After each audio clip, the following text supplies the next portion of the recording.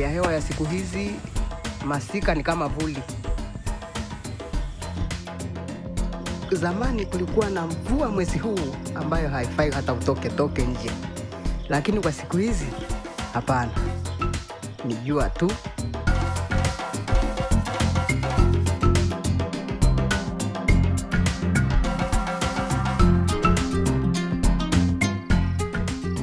For decades, along the flanks of Kilimanjaro, families have flowed from the Vudee Highlands and Bangalala Midlands to the Ruvu-Mferejini River Valley as one way to cope in times of drought and hunger.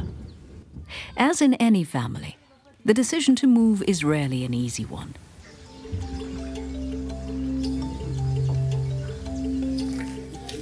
Watu walikuwa wanagombana maana maji haitoshi, alafu chakula hamna, maana jua lilikuwa kali, alafu maji yalikuwa hayatoshi, ndio wakaamua kuhama. Sisi tukawa tunabaki kwa ajili ya familia ile inayosoma. Hilo ndio tatizo la kule. Wanalima wanavuna, lakini nao maendeleo ya shule hamna. Na sisi huku kilichotubakisha huku ni kwa ajili ya shule. Aminieli John Msuya lives in the highlands of Vudee. Her husband moved to the Ruvu-Mferejini Valley to farm and bring their family food, until he became ill. Ameugua sasa hapo akafariki. Lakini tangu afariki, mimi nalima mwenyewe na watoto wangu.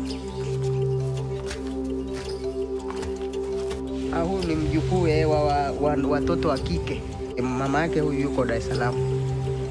Nakaa na mjukuu. Ili nimpate wa kunichotea maji. Many families who moved to the river valley were able to avoid hunger and build better lives.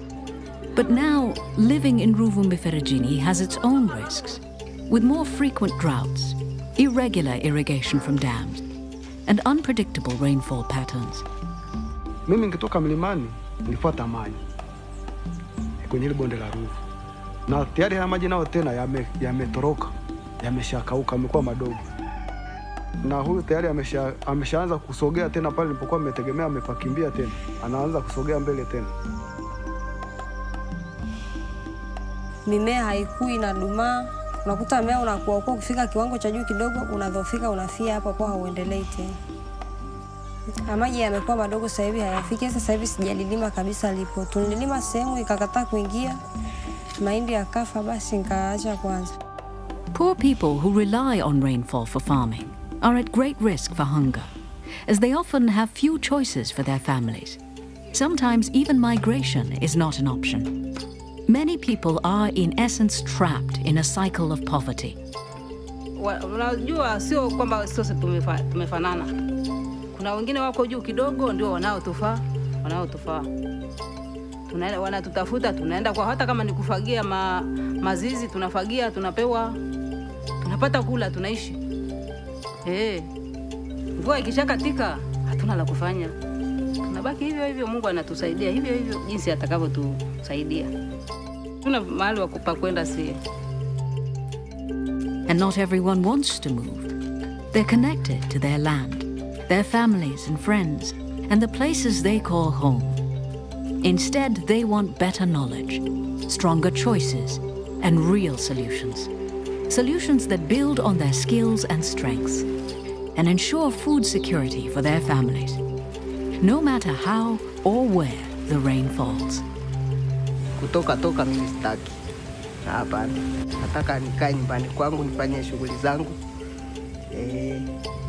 Sasa ukiona hivyo vigimbi hapa, kama utahama mwezi huu ukija yamepotea.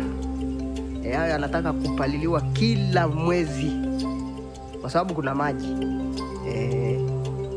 Kwa pale tungekuwa na ndiva, tungekuwa na uhakika wa kilimo. Maana yake pale ni mfereji unatusumbua. Maana yake tunategemea mvua. Mvua ikinyesha ndio kunakuwa na mabadiliko.